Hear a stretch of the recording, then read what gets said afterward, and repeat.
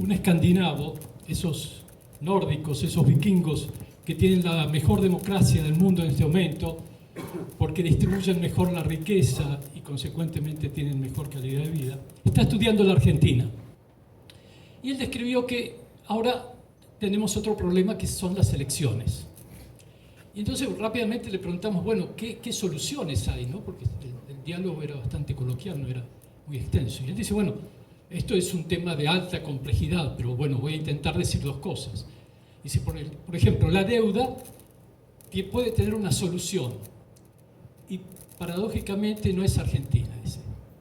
Existe la posibilidad de que el dólar se devalúe y consecuentemente se diluya el problema de la guerra con Ucrania y los cambios de ejes que se están desarrollando en el plano económico. Puede ser que en el corto plazo haya una devaluación.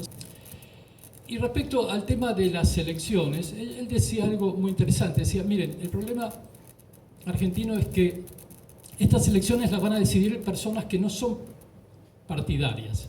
Hay una gran masa que no es partidaria. Y esa masa ya es muy difícil presentarle nuevas opciones, porque todo lo prometible ya fue prometido. Es decir, no hay promesas nuevas para hacer. ¿Qué se le va a decir a la gente ahora si ya todo fue prometido? Y entonces le decíamos, dice, bueno, hay siempre una alternativa. Dice, ¿saben cuál es la alternativa para estas elecciones? Dicen, es pedirle a la gente que está descreída, que ya piensa que no hay solución, que lo único que hay es resignación, proponerle a esa gente que gobiernen ellos directamente. Bueno, pero nosotros tenemos un sistema representativo.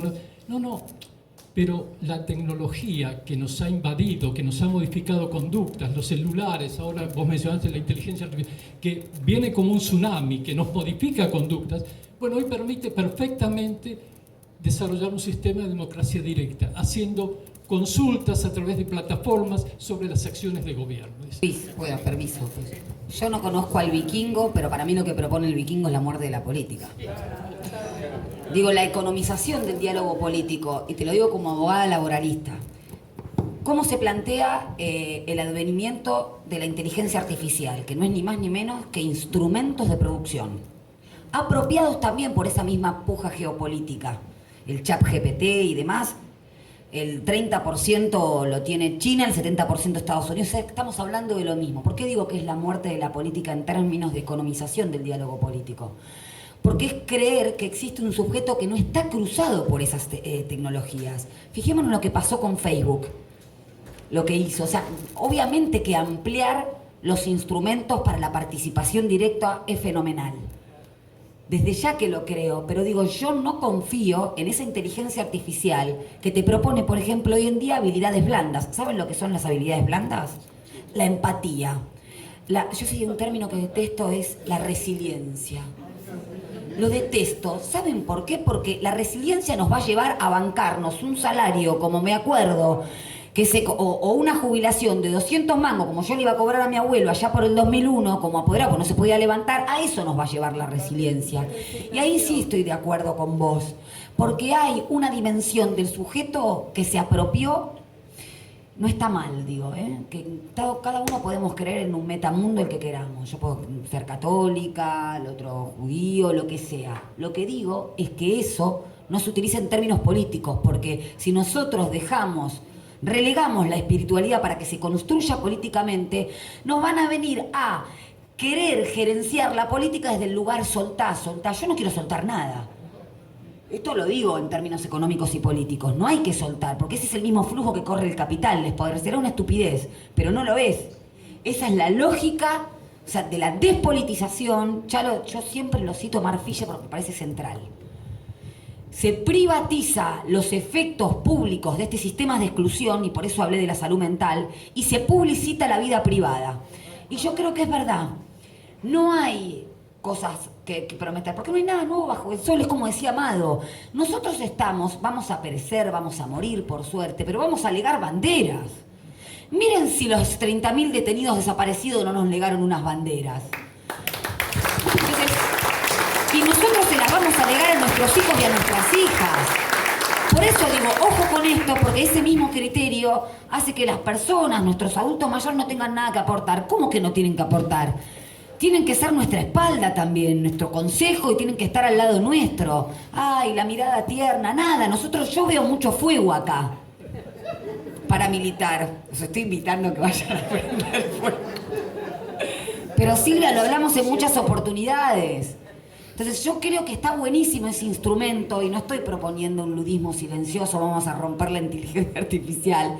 Lo que estoy diciendo, ojo, es un instrumento de la producción que va a servir en modo construcción de subjetividad, depende de los dueños que tengan, porque ya saben que los algoritmos, no hay transparencia de los algoritmos, sabemos a quién, dónde, que Silicon Valley, que quién los performa, no entiendo nada de eso en términos técnicos, pero sí a ver quién es el dueño. Y lo vemos muy bien con las redes sociales. Entonces, me parece que así como se economiza el diálogo político a través de las sentencias que nos dicen a quién votar o a quién no votar, qué llamativo. La Corte se mete en Tucumán y en Formosa. Le ganamos en la derecha. Por eso. Y la Constitución, a mí me causa mucha gracia, de Formosa dice en su artículo 27 que se permite la reelección, donde la ley no distingue, no hay que distinguir. Eso nos enseñaron del primer año de Facultad de Derecho. Entonces, estos tipos, interpretando en una hermenéutica más que esquizofrénica, pues ellos interpretan la voluntad del legislador. Vamos. ¿Qué voluntad del legislador? Rosenkranz te dice que la reelección es contraria al Estado de Derecho. Ah, amigo, ¿al Estado de Derecho es contraria? Yo creo que lo que tiene que haber es elecciones libres. O sea, controlar las elecciones para que se pueda votar libremente. Porque ese consenso político no lo pueden obtener en la sociedad. Lo tienen que ir a buscar a los jueces, también lo van a ir a buscar a la inteligencia artificial. ¿Ustedes se acuerdan de Narváez? La publicidad de su elección. No, pero aparte todos adentro viendo la televisión, después salían todos sujetos libres. O sea, me hace acordar a lo que plantea Marx cuando habla del sujeto de Robinson Crusoe. Es esto, o sea, que no está cruzado por nada. Hay un sujeto previo a la cultura, previo al lenguaje, todo. Y me parece que yo todo lo que sea reducir la política lo miro con ojos de desconfianza. Y fíjense lo que pasó en Grecia. Se utilizaron instrumentos de consulta directa. Y después el poder económico te torció el brazo.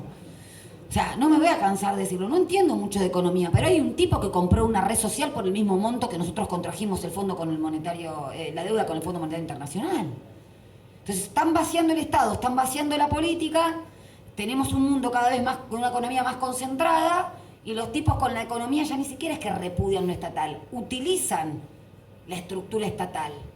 Por eso yo creo que el Estado, el derecho, es un lugar de disputa, porque además, y el otro día escuchaba a Cristina, digo, siempre me la paso diciendo en la Facultad de Derecho cuando doy clases, no, que la finalidad del derecho es la coexistencia pacífica. Y lo repito y lo voy a seguir repitiendo, también en Chacarita hay coexistencia pacífica, pero no hay justicia social. Entonces, cuidado con esos conceptos anquilosados, porque el poder va a ir buscando otros tentáculos donde ir, y los va a ir donde haya menos diálogo político. Y en el derecho no hay diálogo político, no está puesto el derecho como un discurso que arde, como un discurso de disputa. Minel también lo vio. Ay, no, que la libertad solamente es la libertad de intercambio. ¿Y la libertad sindical? Porque ahora los están llevando en cana los dirigentes sindicales. Es la misma libertad en la Constitución. Uno está en el 14 y otro en el 14 bis. Entonces, para mí es un instrumento para utilizar. Creo que tiene que ver con una concepción también de la vida. A mí cuando hablan de la falta de conflicto, pero si son dos en una pareja y se matan, somos 4 en una familia y también, ¿qué te hace pensar que es posible una sociedad o construir una sociedad negando el conflicto? Lo que te queda es herramienta de resolución y a través de la política fundamentalmente. Eso es lo que yo pienso.